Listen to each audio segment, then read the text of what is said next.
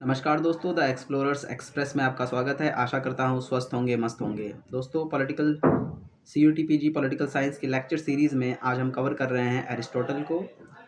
दोस्तों, एरिस्टोटल की political philosophy के बारे में आज जानेंगे और उनकी पॉलिटिकल फ़िलॉसफ़ी को जानने से पहले हम उनके लाइफ़ स्केच के बारे में जान लेते हैं।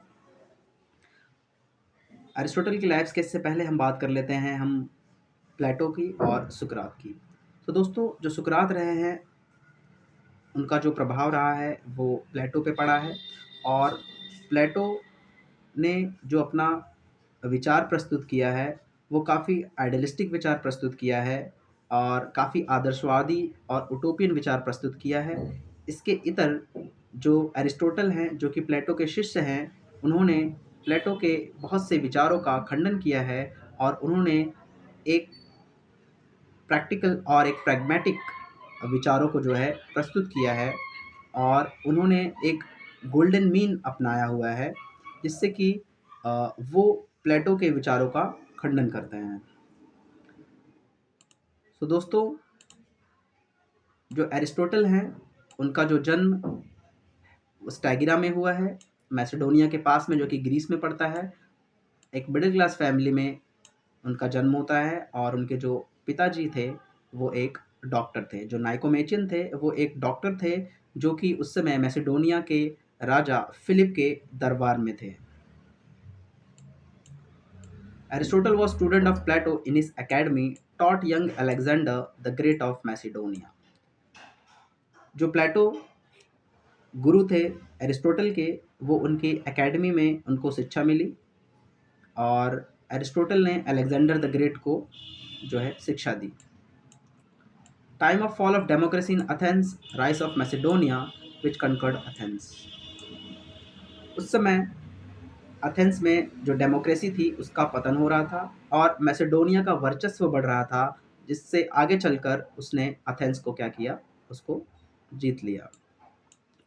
Aristotle was greatly influenced by his father. जो अरिस्टोटल थे वो अपने पिताजी से बहुत ज़्यादा प्रभावित थे।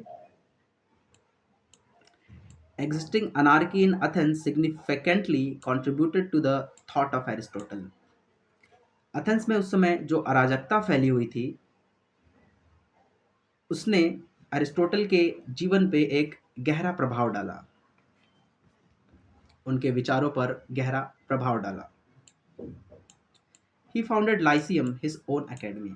उन्होंने लाइसियम की स्थापना की। लाइसियम में वो लोगों को शिक्षा देते थे और उनको प्रबुद्ध बनाते थे, उनको एनलाइटन करते थे। उनके जो मुख्य क्रिएशंस हैं, जो मुख्य रचनाएं हैं, वो कुछ इस प्रकार से हैं। नाइकोमेचियन एथिक्स, उन्होंने नाइकोमेचियन एथिक्स की रचना की। पॉलिटिक्स उनकी काफ़ी प्रख्यात है, प्रख्यात रचनाओं में से एक है।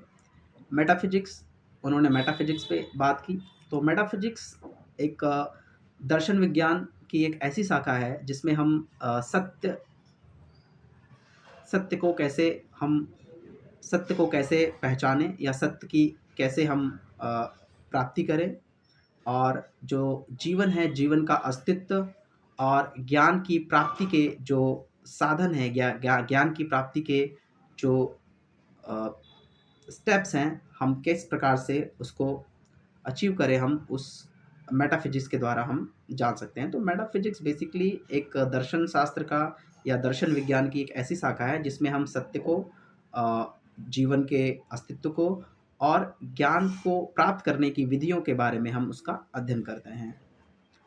उन्होंने रिटॉरिक पे भी चर्चा की है, रिटॉरिक पे भी उन्होंने लेख लिखे हैं। रिटॉरिक बेसिकली ऐसा लिखने की कला या बोलने की ऐसी कला जो लोगों को प्रभावित करती हो, उसे हम रिटॉरिक कहते हैं।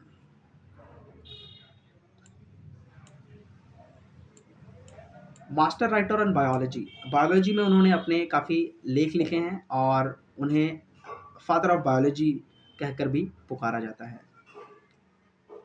उन्होंने अपनी रचनाएं मैकेनिक्स में, एस्ट्रोनॉमी में, लॉजिक में, तर्क विज्ञान में, यांत्रिकी में, एस्ट्रोनॉमी एस्ट्रोनॉमी खगोल शास्त्र में, इकोनॉमिक्स अर्थशास्त्र, पॉलिटिक्स राजनीति, थियोलॉजी दर्शन शास्त्र, रिटॉरिक पोएटिक्स और कविता की रचनाओं में इन सभी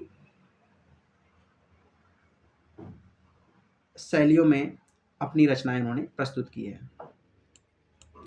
considered as a true scientist, उन्हें एक सच्चे साइंटिस्ट के रूप में माना जाता है।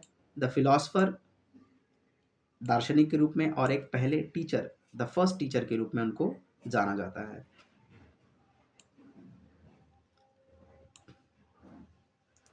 Father of political science, Aristotle राजनीतिक विज्ञान के पितामह के रूप में जाने जाते हैं। पॉलिटिकल रियलिज्म, जो राजनीतिक रियलिज्म है, पॉलिटिकल रियलिज्म, उसके फाउंडर माने जाते हैं। And the founder of historical and comparative methods, historical method और कंपैरेटिव मेथड्स के फाउंडर माने जाते हैं। Constitutionalism and the formal logic, constitutionalism में हम बात करते हैं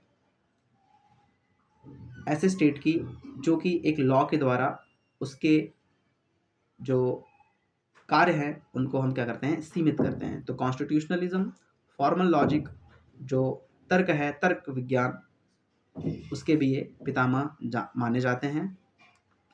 हिस्टोरिकल एंड कंपैरेटिव मेथड्स की बात अगर हम करें तो इन्होंने 158 कॉन्स्टिट्यूशंस के स्टेट्स के कॉन्स्टिट्यूशंस को क्या किया है, कंपैरेटिव स्टडी किया है, जिसकी वजह से इनको कंपैरेटिव मेथड्स के फाउंडर के रूप में देखा जाता है।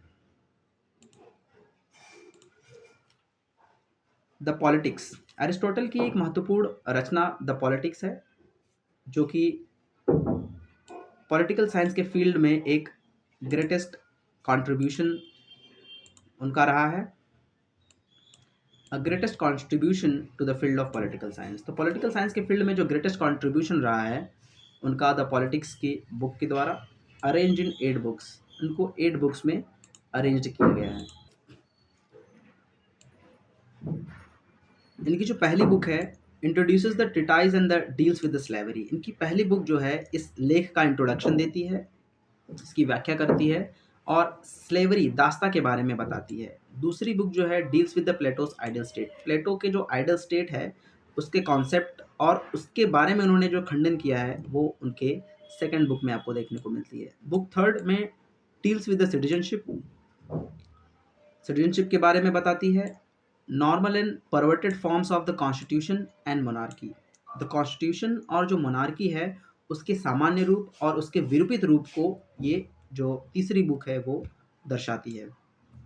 चौथे किताब में deals with the various forms of the governments, जो गवर्नमेंट्स है, गवर्नमेंट्स के जो डिफरेंट फॉर्म्स हैं, जो रूप हैं, उसके बारे में चौथी बुक में बताया गया है। Book 5 and 6 deals with the oligarchy and democracy, जो ऑलिगार्की और जो डेमोक्रेसी है उसके बारे में अपने बुक 5 और 6 में बताते हैं। Book 7 discusses the constitution of an ideal state, ideal state किस प्रकार से बने और आइडल स्टेट में क्या क्या चीज़ें होनी चाहिए उसके बारे में बुक 7 में डिस्कस किया गया है। Book 8 develops the point discussed in the book 7, book 7 में जो बात कही गई हैं उसके कुछ पॉइंट्स को जो है बुक 8 में डिस्कस किया गया है।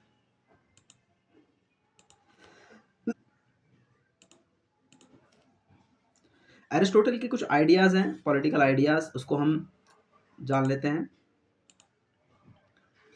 Views on ideal state, ideal state पे उनके जो विचार हैं वो हम कवर करेंगे। आगे उन्होंने बात की है क्लासिफिकेशन ऑफ कॉन्स्टिट्यूशन और स्टेट्स, स्टेट या जो कॉन्स्टिट्यूशंस हैं उसका क्लासिफिकेशन जो है उसके बारे में उन्होंने अपने विचार प्रस्तुत किए हैं। कॉन्सेप्ट ऑफ स्लेवरी, दास्ता के बारे में अपने विचार जो है उन्होंने प्रस्तुत किए हैं। व्यूज़ ऑन सिटीजनशिप, सिटीजनशिप पे उनके क्या मत रहे हैं, उनके क्या व्यू रहे हैं उसके बारे में उन्होंने बताया है। कॉन्सेप्ट ऑफ प्रॉपर्टी, प्रॉपर्टी का क्या कॉन्सेप्ट है उन्होंने दिया है। कॉन्सेप्ट ऑफ रेवोल्यूशंस, रेवोल्यूशंस जो हैं, जो क्रांति है, क्रांति का उन्होंने जो कॉन्सेप्ट है, जो अवधारणा है उसको डिस्कस किया है, उसका विचार दिया है और बताया है कि किस प्रकार से हम रेवोल्यूशंस को या क्रांतियों को रोक सकते हैं या क्रांति होने के क्या क्या कारण हो सकते हैं। तो उसके कारण को और उसको रोकथाम को, दोनों को उन्होंने डिस्कस किया है। व्यूज़ ऑन जस्टिस, न्याय पे उनके जो आइडियाज़ हैं, उनके जो विचार हैं उसके बारे में हम देखेंगे। आज की इस वीडियो में हम डिस्कस करेंगे उनके आइडल स्टेट के बारे में। व्यूज़ ऑन आइडल स्टेट, एक आइडल स्टेट का जो व्यू है वो क्या होना चाहिए, उनके क्या विचार हैं, उसको हम देख लेंगे। तो प्लेटो का जो विचार रहा है आइडल स्टेट को लेके वो उटोपियन रहा है, वो काफ़ी आदर्शवादी रहा है। लेकिन उनके इतर जो एरिस्टोटल का आइडल स्टेट का जो विचार है वो काफ़ी प्रैक्टिकल है, काफ़ी प्रैग्मेटिक है और काफ़ी रियलिस्टिक है।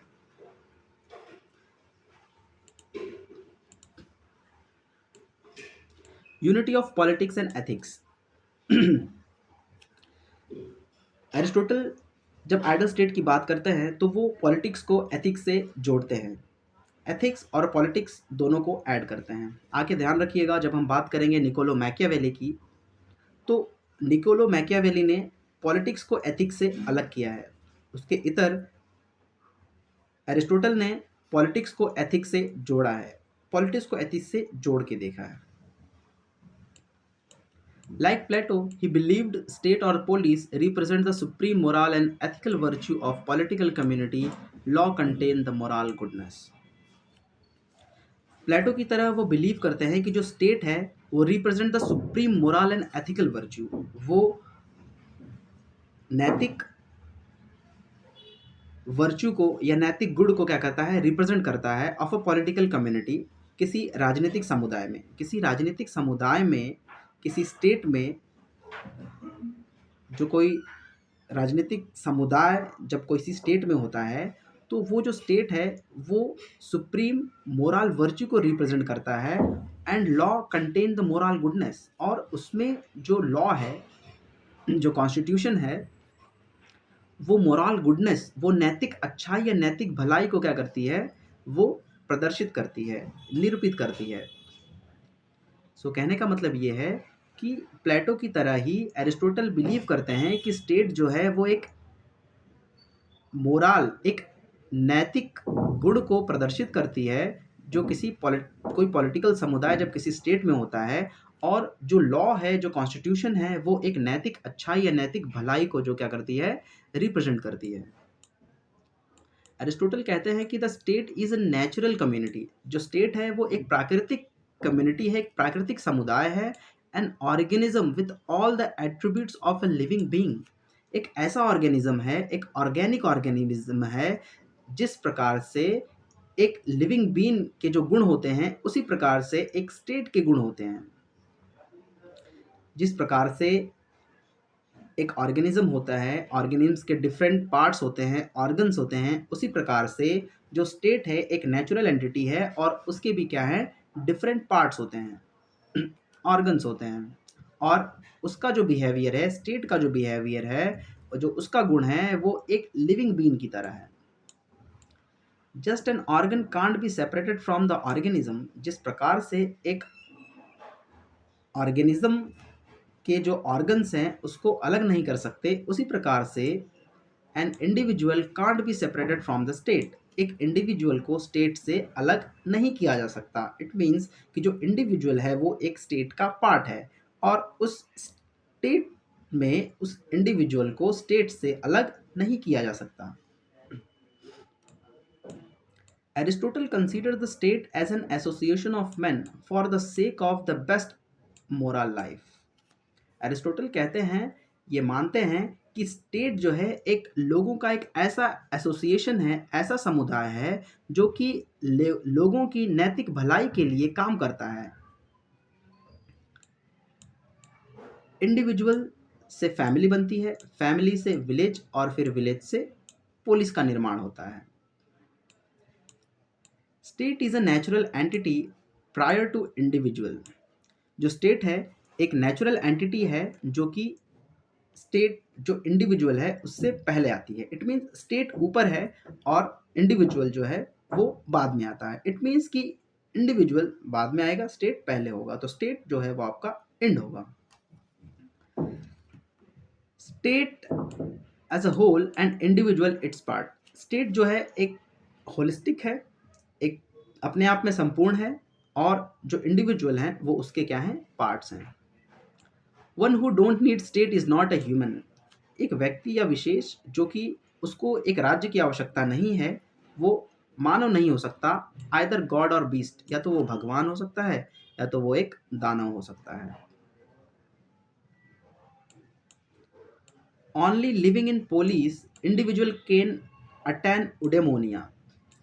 केवल आप पोलिस में या स्टेट में रहकर ही आप उडेमोनिया, उस फुलफिलमेंट या उस हैप्पीनेस को अचीव कर सकते हैं जो कि ह्यूमन बीइंग का क्या है, एंड है या तो गोल है।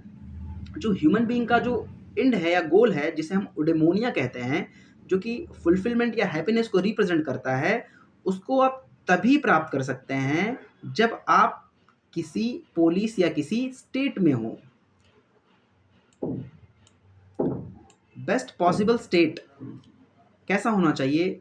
साइज में स्मॉल होना चाहिए, होमोजीनियस पॉपुलेशन होना चाहिए, जो उनका पॉपुलेशन है वो होमोजीनियस होना चाहिए, उसमें उनके ट्रेडिशन, कल्चर, बिलीव्स, नॉर्म्स वो एक प्रकार होना चाहिए, समान होना चाहिए।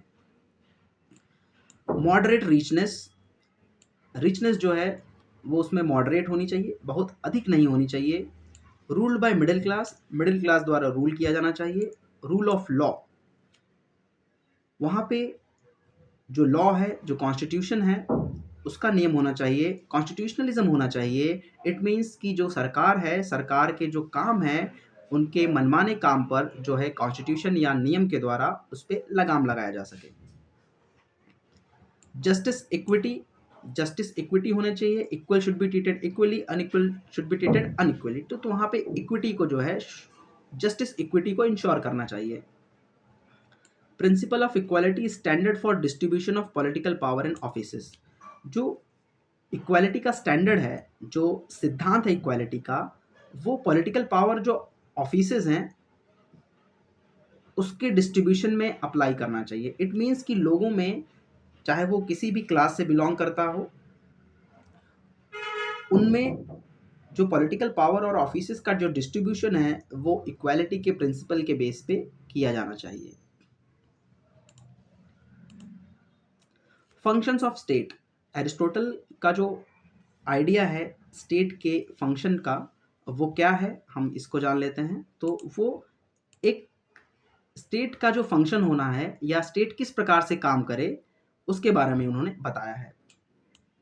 Aristotle wanted the state to generate circumstances for mental, moral and physical growth of the people. Aristotle कहते हैं कि जो स्टेट है, स्टेट को ऐसी परिस्थितियां पैदा करनी चाहिए ताकि जो ह्यूमन बीइंग, जो इंडिविजुअल उस स्टेट में रह रहा है, उसके मानसिक, नैतिक और शारीरिक विकास हो सके, उसका शारीरिक विकास हो सके।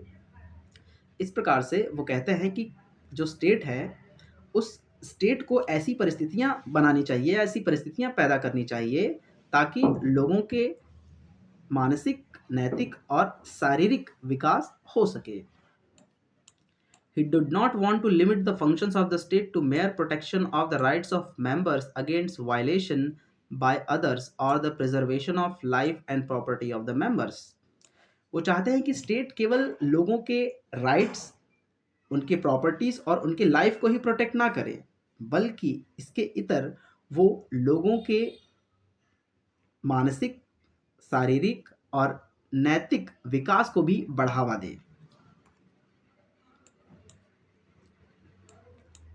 State as the most constructive function of encouraging the good. State को ऐसे कंस्ट्रक्टिव फंक्शन करना चाहिए ताकि वो क्या करे, लोगों की जो भलाई है, लोगों की भलाई हो सके, लोगों की अच्छाई जो है, लोगों में भलाई जो है, लोगों का भलाई जो है वो भला हो सके कलेक्टिवली।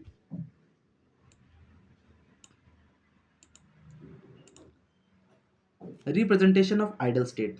अब वो आइडल स्टेट को रिप्रेजेंट करने का क्या तरीका है, किस प्रकार से हम आइडल स्टेट को रिप्रेजेंट करें। इट मीन्स कि कौन सी ऐसी चीज़ है या क्या ऐसी चीज़ें हैं जो कि आइडल स्टेट को रिप्रेजेंट करती हैं, या कौन सी ऐसी चीज़ें निहित होनी चाहिए किसी स्टेट में एक आइडल स्टेट को बनाने के लिए। तो उसके बारे में वो अपने कुछ विचार प्रस्तुत करते हैं। Combines the elements of political ideals and political actualities. वो कहते हैं कि एक आइडल स्टेट होने के लिए एक स्टेट में पॉलिटिकल आइडल्स के साथ साथ पॉलिटिकल एक्चुअलिटीज भी होनी चाहिए। इट मीन्स कि प्लेटो जब कहते हैं एक आइडल स्टेट की एक तो वो केवल आइडल स्टेट की ही बात करते हैं। जबकि जब एरिस्टोटल बात करते हैं किसी आइडल स्टेट की, तो वो कहते हैं कि आइडल, पॉलिटिकल आइडल्स रखिए, लेकिन उसके साथ साथ पॉलिटिकल एक्चुअलिटीज़ जो है उसको भी शामिल कीजिए। इट मीन्स वो गोल्डन मीन की यहाँ पे बात कर रहे हैं। Ideal state as well as the best practicable state. Ideal state भी होना चाहिए, साथ में आपका प्रैक्टिकेबल स्टेट भी होना चाहिए। प्लेटो कहते हैं आइडल स्टेट, और वो आइडल स्टेट एक उटोपिक स्टेट में कन्वर्ट हो जाता है, एक उटोपियन आइडिया में कन्वर्ट हो जाता है। लेकिन एरिस्टोटल उसको ज़मीनी स्तर पे लाना चाहते हैं और कहते हैं कि एक आइडल स्टेट होने के साथ साथ वो एक प्रैक्टिकेबल स्टेट भी होना चाहिए। He was more practical and realistic than Plato. वो प्लेटो की अपेक्षा काफ़ी ज़्यादा प्रैक्टिकेबल हैं एंड रियलिस्टिक हैं। सेबाइन कहते हैं कि Aristotle's ideal state is always Plato's second best state. Aristotle का जो आइडल स्टेट है वो हमेशा प्लेटो का सेकेंड बेस्ट स्टेट है। Aristocracy is the best suited government. वो कहते हैं कि जो एरिस्टोक्रेसी है वो बेस्ट सूटेड गवर्नमेंट है, and polity is the best government. Polity को बेस्ट गवर्नमेंट के रूप में देखते हैं कि polity it means the constitutionalism. It means कि जहाँ पे राज व्यवस्था जो है किसी कॉन्स्टिट्यूशन या लॉ के द्वारा चलाई जाती है, तो उस प्रकार से जो गवर्नमेंट फॉर्म होती है उस लॉ के बेस पे, वो जो पॉलिटी है वो बेस्ट फॉर्म ऑफ गवर्नमेंट होती है।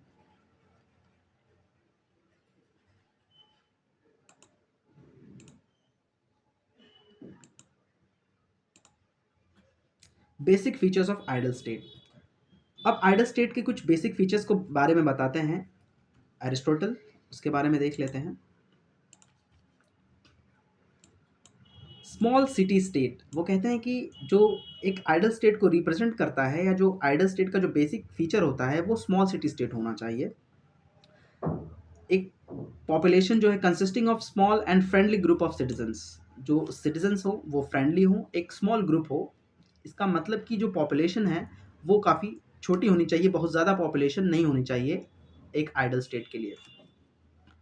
Occupancy of law. वहाँ पे लॉ की ऑक्यूपेंसी होनी चाहिए, नियम कानून होना चाहिए, कॉन्स्टिट्यूशनलिज्म होना चाहिए, protecting the rights of the citizens, ताकि जो सिटीजन्स हैं उनके राइट्स को, उनकी प्रॉपर्टी की, उनकी लाइफ की जो है क्या हो सके, रक्षा हो सके। Moral improvement amongst the citizens. लोगों में नैतिकता का नैतिकता को बढ़ावा मिलना चाहिए, उनमें नैतिकता का विकास होना चाहिए। State as a moral institution for moral progress amongst the citizen. State as a moral institution. State एक नैतिक संस्था के रूप में होना चाहिए जो कि लोगों में नैतिकता को क्या कर सके, बढ़ावा कर सके, बढ़ावा दे सके, नैतिकता को इनकरेज कर सके लोगों में। Role of education. एक आइडल स्टेट में एजुकेशन का क्या रोल होना चाहिए? To make the citizens respectable and flawless. उनको एजुकेट करें, लोगों को एजुकेट करें, ताकि लोग जो है, लोगों में सम्मान की भावना आए और लोग निर्भीक हो, निडर हो। नेक्स्ट बात करते हैं वो राइट टू प्राइवेट प्रॉपर्टी। लोगों को प्राइवेट प्रॉपर्टी रखने का अधिकार होना चाहिए। Private property as an accepted institution. Division of labour. लोगों में लेबर का डिवीजन होना चाहिए, डिफरेंट डिफरेंट कैटेगरीज होनी चाहिए। Agriculture to the slaves. जो स्लेव्स हैं वो एग्रीकल्चर वाले काम करने चाहिए, और अन्य हाउस होल्ड्स के काम में लोगों की मदद करनी चाहिए। Commerce and trade to the resident aliens. जो कॉमर्स और ट्रेड है वो जो रेसिडेंट एलियंस हैं, जो बाहर से लोग आते हैं, उनको छोड़ देना चाहिए। And political roles to the citizens. और जो पॉलिटिकल रोल्स हैं, जो रूलिंग का काम है, वो वहाँ के सिटीजन्स को करना चाहिए। Against the large population. वो कहते हैं कि ideal circumstances can't be ensured if the population is very large. अगर पॉपुलेशन बहुत ज़्यादा हो जाएगी तो हम एक आइडल स्टेट, एक आदर्श राज्य की परिकल्पना की जो अवधारणा है वो सुनिश्चित नहीं कर पाएंगे। As far as possible citizens must know each other. और जहाँ तक संभव हो हर एक नागरिक एक दूसरे को जानता हो, उससे फैमिलियर हो। Self sufficient. एक आइडल स्टेट के लिए होना चाहिए कि वो सेल्फ सफिशिएंट हो, उसके पास must possess the sufficient economic resources. उसके पास आर्थिक स्रोत होना चाहिए which can meet the needs of the population, जिससे कि जो वहाँ के लोग हैं, जो वहाँ की जनता है, उनकी ज़रूरतें जो है वो पूरी हो सके।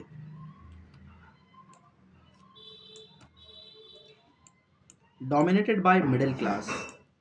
जो आइडल स्टेट है वो मिडिल क्लास द्वारा डोमिनेट किया जाना चाहिए, उसका वर्चस्व होना चाहिए, क्योंकि middle class can also deliver the steadiness to the state because it holds the twin abilities of submission as well as common.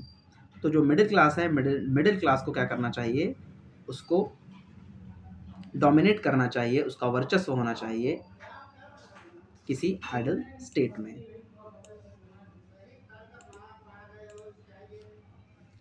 The best practicable polity. अब वो बेस्ट प्रैक्टिकेबल पॉलिटी के बारे में वो क्या कहते हैं, हम इसको डिस्कस कर लेते हैं। Concept of ideal state is often unachievable and therefore gave the concept of realistic state। प्राय जो आदर्शवादी राज्य की परिकल्पना है वो जो है फुलफिल नहीं हो पाती, या उसका जो वो ज़मीनी स्तर पर उतर नहीं पाती।